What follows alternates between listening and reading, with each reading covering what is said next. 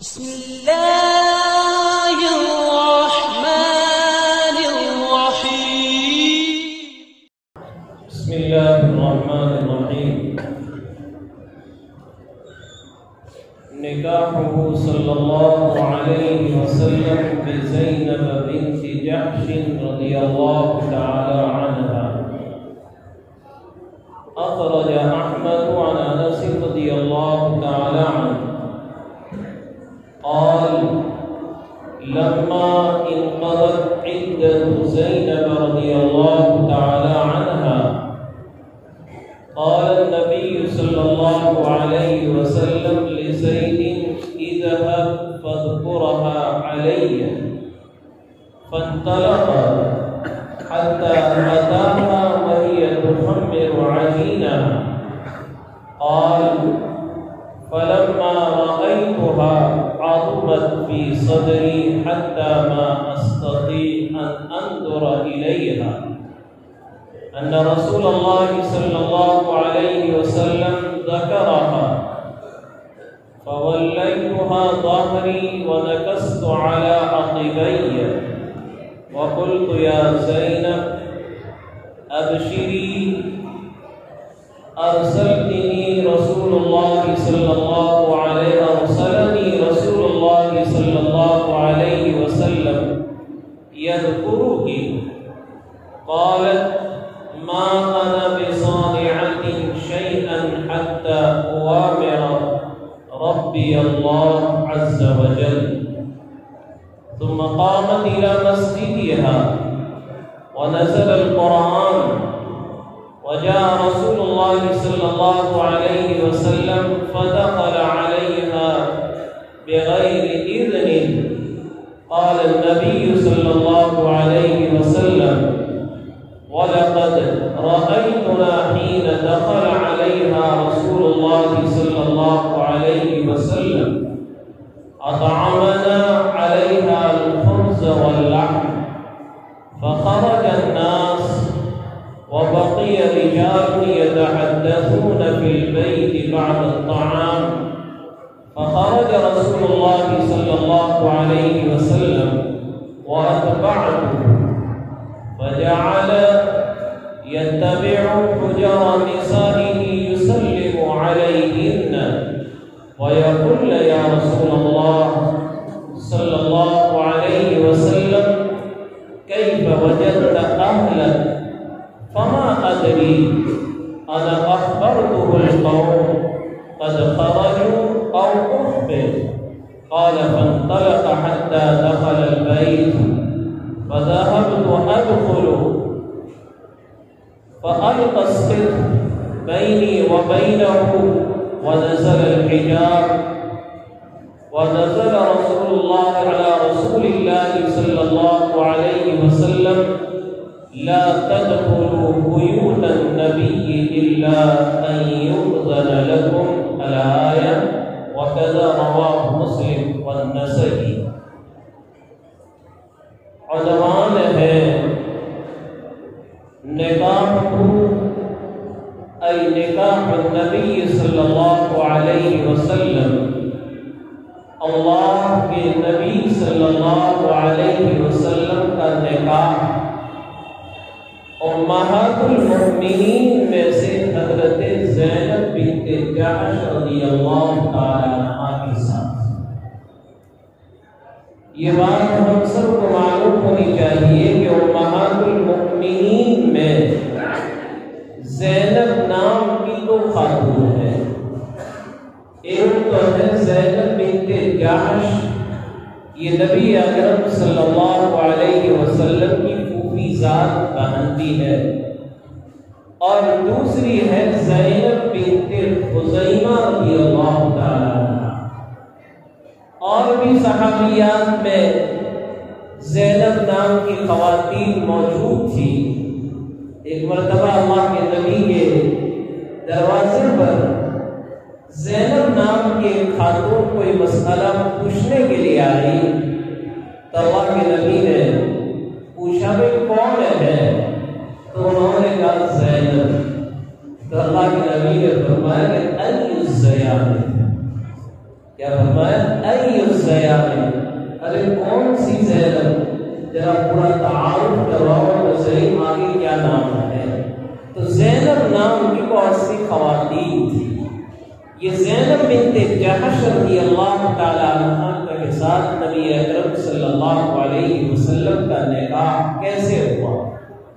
اس حدیث کے راوی ہیں انس بن مالک رضی اللہ تعالی عنہ.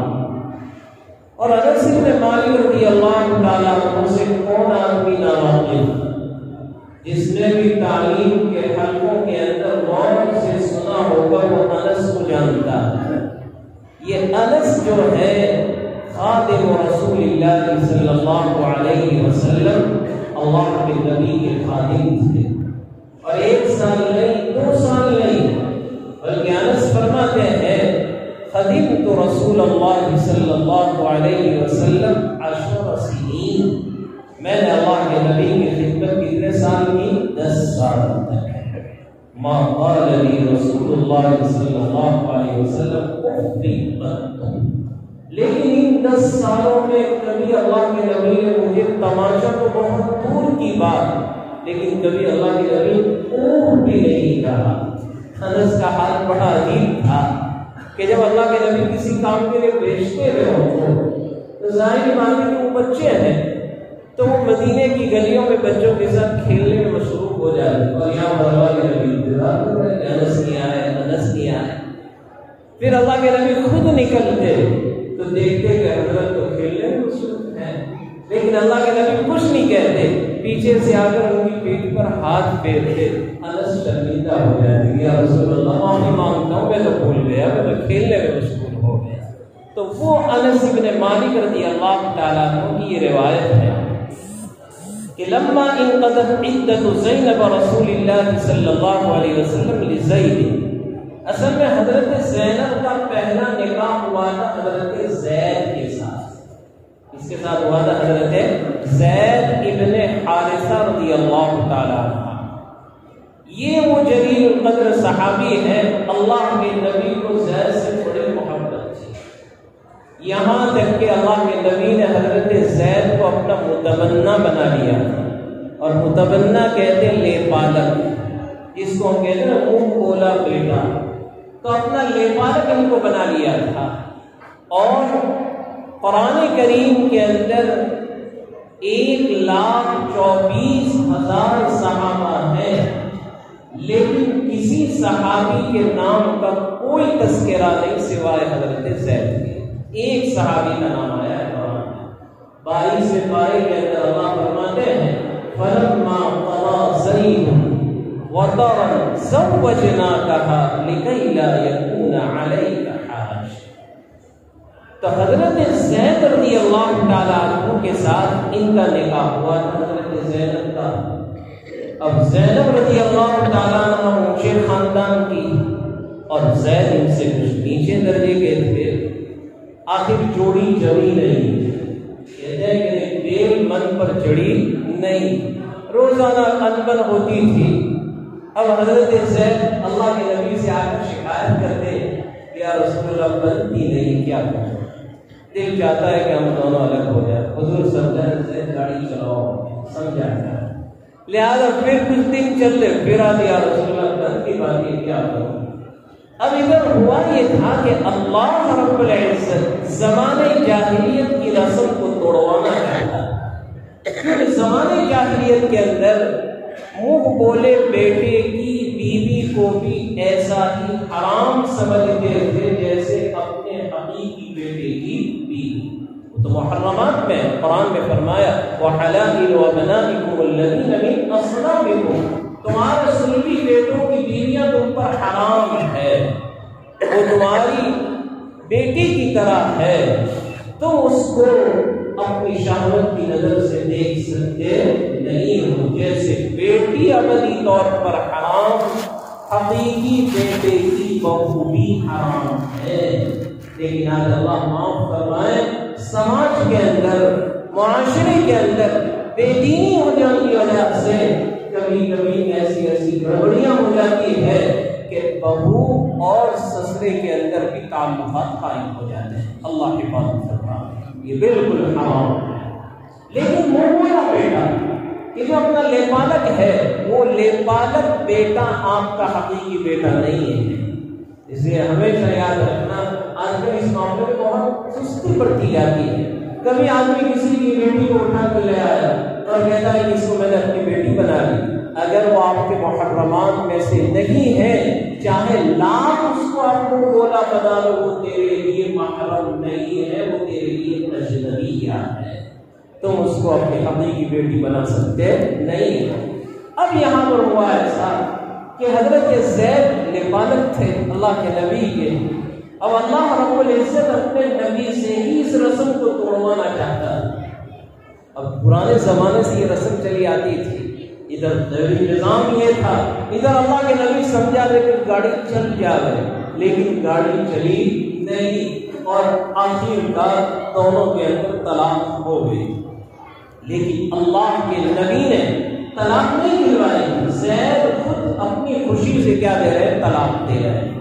اب طلاق ہو گئی، عدت پوری ہو گئی، لہذا عدت کے بعد اللہ کے نبی صلی اللہ علیہ وسلم بھی کو کہا کہ آپ زید کی بیٹی سے کیا کرو؟ نکاح کرو۔ اب یہ سب پہاڑ پڑا ہوگا میرے نبی پر، کیونکہ پوری قوم کو کیا جواب دیں گے کہ لوگ کیا تانے دیں گے، لیکن رسم کو توڑنا تھا تو اللہ کے نبی نے اپنا رشتہ لے کر کس کو بھیجا؟ زید کو ہی بھیجا۔ زید اور زینب کے گھر جاؤ میرا رشتہ لے، تو وہ گئے۔ فذهب فذكرها علیہ، حضرت زید کہتے ہیں کہ میں گیا اور میں نے زینب رضی اللہ تعالیٰ عنہ سے اللہ کے نبی کے رشتے کی بات کی اور کہا کہ جس وقت میں وہاں ان کے گھر پہنچا ہوں وہی تخمر عجینہا، حضرت زینب آٹا گوندھ رہی تھی۔ کیا کر رہی تھی؟ آٹا گوندھ رہی تھی۔ لہذا میں نے جا کر جب گیا گھر میں، ابھی پردے کا حکم نازل نہیں ہوا ہے، ابھی کوئی پردے کی آیت نہیں اتری، لیکن دیکھو حیا اور شرم، یہ میں نے عنوان آپ اسی لیے یہاں پر پڑھنے کے لیے منتخب کیا کہ آج کل ہمارے یہاں پر شادی کا ماحول چل رہا ہے، اسی وجہ سے بھی دیکھو میرے نبی کا نکاح کیسے ہوا ہے۔ اب یہاں پر یہ ہے کہ جیسے میں ان کے گھر میں گیا حضرت زینب رضی اللہ تعالیٰ عنہ کے، تو زید رضی اللہ تعالیٰ عنہ فرماتے ہیں کہ زینب کی حیبت میرے دل پر چھا گئی، زینب کی حیبت میرے دل پر کیا ہو گئی؟ چھا گئی، اور ایسا رعب طاری ہوا کہ میں اپنی آنکھیں بھر کر زینب کو دیکھنے کی طاقت نہیں رکھتا ہوں، لہٰذا میں نے اپنی نظروں کو مارے حیا کے نیچے جھکائی۔ حیا تھی، آج معاشرے میں حیا نہیں رہی، اسی لیے کہتے ہیں بے حیا باش بہت شفائے من، آدمی بے حیا کر جائے جو چاہے وہ کوئی نہیں روک سکتا۔ اذا فات الحیا فعل، جب حیا ختم ہو جائے گی سماج سے تو گالیاں بھی بکیں گی، راستوں پر کھڑے کھڑے کھائیں گے بھی، کوئی جو گالیاں بکنا ہو بکیں، اور جو باحیا آدمی ہوتا ہے وہ کبھی چوراہے پر کھڑے ہو کر چائے پینا بھی گوارا نہیں کرتا، میری لہر اس کو گوارا کرتی نہیں ہے حیا کے بعد۔ لہٰذا فرماتے ہیں کہ میں اس کی طرف دیکھ نہیں پایا، اور فرماتے ہیں ان رسول اللہ صلی اللہ علیہ وسلم ذکرہا، میں زینب رضی اللہ تعالی عنہ سے اللہ کے نبی کے رشتے کا تذکرہ کیا، اور کیسے کیا؟ فولیتها ظہری ونقصت علی عقبی، میں اپنی پیٹھ پھیر پر کھڑا ہو گیا تاکہ میری نظر حضرت زینب کے چہرے پر نہ پڑے۔ وقلت، اور میں نے کیا؟ یا زینب ابشری، کیا کہا؟ یا زینب ابشری، زینب تیری تو قسمت جاگ گئی، مجھ سے جدا ہو گئی، اور اللہ نے تیرے لیے تو رحمت للعالمین کا رشتہ بھیج دیا، اس سے بڑی سعادت مندی تیرے لیے کیا ہو سکتی ہے؟ نبی کی زوجیت کا مقام تجھے حاصل ہو رہا ہے، ابشری، خوش ہو جا۔ اور فرمایا کہ ارسلنی رسول اللہ صلی اللہ علیہ وسلم یذکرنی، اللہ کے نبی صلی اللہ علیہ وسلم نے مجھ کو تیرا رشتہ لے کر بھیجا ہے، کیا تجھے منظور ہے؟ کیا تو اس رشتے کو قبول کرتی ہے؟ اوہ زینب کا حال بھی تو دیکھو، دلہا اتنا معزز سید الاولین والآخرین، اس کا رشتہ آیا ہے، لیکن امت کو تعلیم دینا ہے۔ آج تو ہمارے یہاں پر اگر کروڑ پتی کا رشتہ آ گیا تو رشتہ داروں کو بھی بتلائے گا نہیں، چپکے سے بات طے کر دیں گے تاکہ کوئی آ کر کہیں کوئی فساد نہ پڑ جائے۔ اور یہاں پر کیا کہہ رہی ہے؟ قالت، زینب کہنے ما انا بصانعۃ شیئا حتی اوامر ربی۔ زید سنو، میں کوئی جواب نہیں دے سکتی اس وقت، میرے بس کی بات نہیں جواب دینا، لیکن کیا کروں گی میں اپنے رب سے استخارہ کروں گی، اپنے رب سے میں استخارہ اوامر ربی ثم قامت الی مسجدہا، اور فوراً وہ کھڑی ہو گئی اپنی مسجد میں۔ مسجد کا مطلب یہ ہے کہ گھر میں ایک کونا تھا جو مخصوص تھا نماز کے لیے، اسی لیے ہمیں بھی اپنے گھروں میں ایک کمرہ، ایک جگہ ایسی مخصوص کر لینی چاہیے جو نماز کی ہو۔ اگر گھر کی مسجد ہوگی، عورتوں کے دلوں میں اس کا احترام آئے، اس کی عظمتیں آئیں۔ آج ہم مکان بناتے ہیں تو بہت سی مرتبہ دیکھنے کے لیے جاتے ہیں، کہتے ہیں کہ یہ سیٹنگ روم ہے، یہ معلوم نہیں گریڈ روم ہے، اور یہ کون سا روم ہے کون سا، لیکن مسجد ہمارے گھروں میں نہیں ملے گی۔ اللہ ہم سب کو سمجھنے کی توفیق عطا فرمائے۔ نیا اگر مکان بناتا ہے تو وہ ایک چھوٹا سا تاقچہ بناتا ہے کہ یہاں پر میرا بت رہے گا، اور ہمارا مذہب سچا، اور ہم اللہ کی عبادت کے لیے مسجد ہی بنائیں۔ فوراً اپنی مسجد میں کھڑی ہو گئے، ونزل القرآن، اور قرآن کریم اترا، وجاء رسول اللہ صلی اللہ علیہ وسلم فدخل علیہا بغیر اذن۔ قرآن یہ اترا کہ وزوجناکہا لکی لا یکون علیک حرج، اللہ نے ساتھ آسمان پر میرے نبی کا نکاح زینب سے پڑھا ہے۔ نکاح پڑھانے والا کون ہے؟ اللہ ہے۔ کس سے پڑھا ہے؟ حضرت زینب رضی اللہ عنہا، اور یہ آیت اتار دی وزوجناکہا لکی لا یکون علیک حرج۔ اس لیے زینب فخر کیا کرتی تھی دوسری امہات المؤمنین پر کہ تمہارے نکاح تو زمین پر ہوئے اور میرے نکاح تو میرے رب نے آسمانوں پر پڑھا ہے۔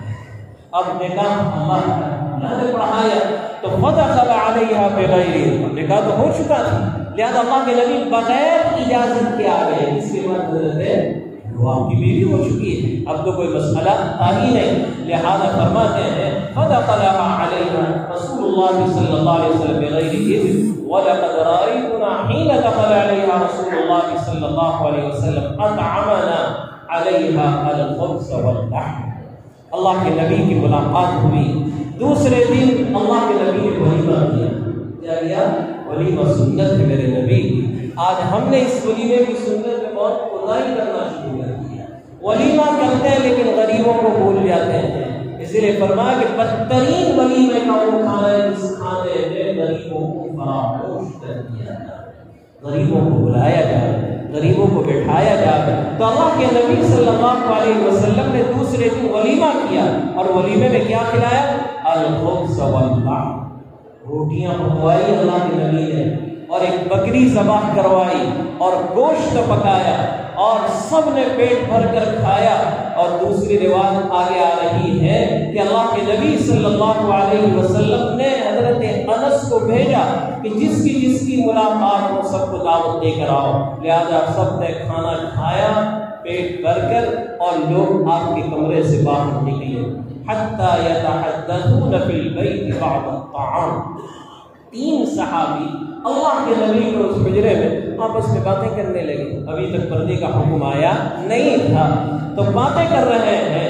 فخرج رسول اللہ صلی اللہ علیہ وسلم، اب کسی کا گھر اور ہم اگر باتیں کرتے کرتے بیٹھے رہے یہ کوئی تھوڑی بات ہوئی، اسی لیے فرمایا کہ اذا طعمتم فانتشروا، جب کھانا کھا لو تو جلدی سے اپنے گھر کی چلتی پکڑو، اب اس میزبان کے گھر میں بیٹھے بیٹھے باتیں کرتے رہو۔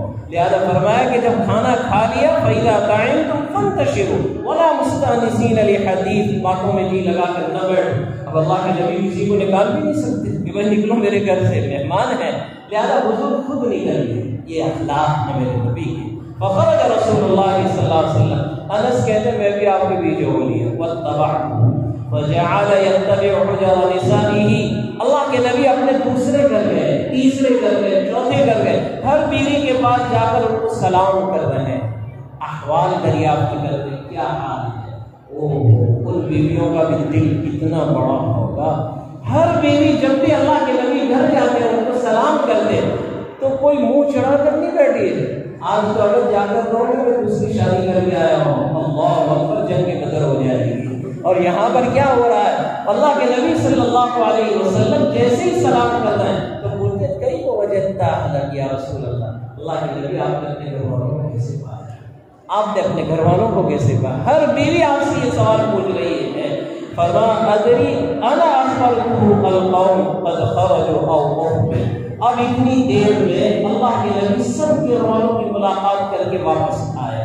پتہ نہیں ان لوگوں کو میں نے خبر دی یا کسی اور نے آدمی نے جا کر خبر دی. بس ان کو اتنا کہا کہ تم جو بیٹھ کر باتیں کر رہے ہو اللہ کے نبی پر بڑا بوجھ پڑا ہوا ہے، لہٰذا تم اپنے گھر چلے جاؤ. لہٰذا وہ لوگ نکل گئے. فانطلق حتى دخل البيت. تو جو واپس آئے اور اپنے گھر میں داخل ہوئے. انس کہتے ہیں فذهبت ادخل. میں بھی آپ کے ساتھ ساتھ اندر جانے لگا.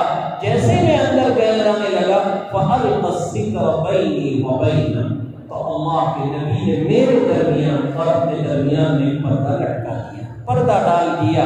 ونزل الحجاب. اور اسی وقت پردے کی آیت کریمہ اتری اور اللہ کے نبی صلی اللہ علیہ وسلم نے پھر فرمایا کہ دیکھو لا تدخلوا بیوت النبی الا ان یؤذن لکم. اولا تو تمہیں نبی کے گھر میں اجازت کے بغیر آنا نہیں چاہیے، اجازت لے کر جانا چاہیے. اور جب بلایا جائے کھانے کے لیے تو کھانا کھا لیا، جلدی سے گھر لوٹ جاؤ.